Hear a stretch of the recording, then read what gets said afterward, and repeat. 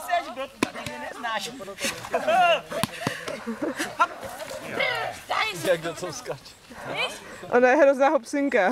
Ale ona má ránu perfektně. To nemusíte obíhat. Oni si dělají revír, už si zkoušejí. Ona má nádherný ocas, ona je fakt jak kdyby žila v noře v lese. Ona se ho nese. Nedá mi to zase. Nechci to. Pochválí. Nedá mi to šup.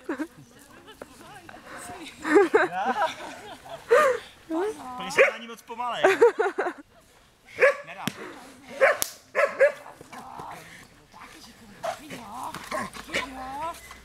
Pojď! Sama si do toho tak vletěla, kačino. Ještě toho stíháš čekat.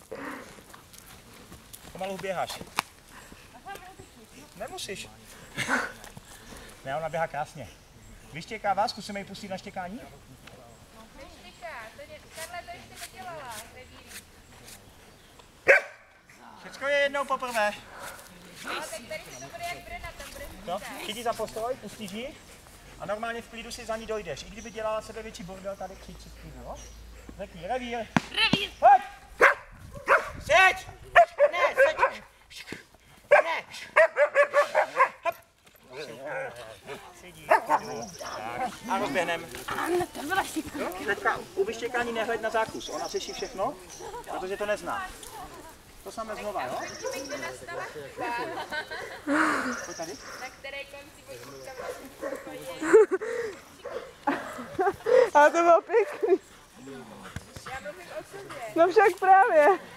To bude jak Brena.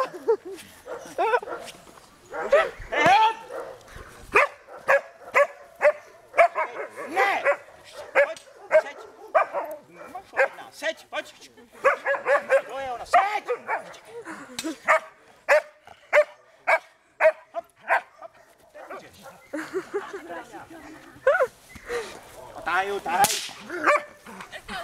Hele, dívejte se, jak ona běhá. Když učíte psi makety, to je nejlepší, co můžete. Pustíte ji na maketu a ona si našla tady tuhle stranu. Jsou leváci a praváci. Takže ty, když ji budeš učit makety, tak vždycky z téhle strany. Jo. To ji naučíš třeba za 2 dny. Když ji budeš učit opačně, tak ji předěláváš a ona to nebude chápat. Jo? Protože si všimni, já zaběhnu tady, ona poběží stejně tam.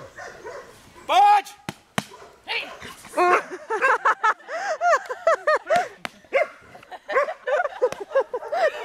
No to taky. Naradka. Tak, ona běží, pokaže tam. Otáhni.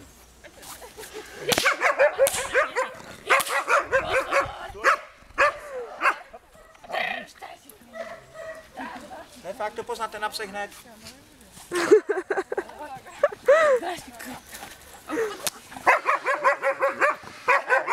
Jsi na tebe nasel? Nedá mi to.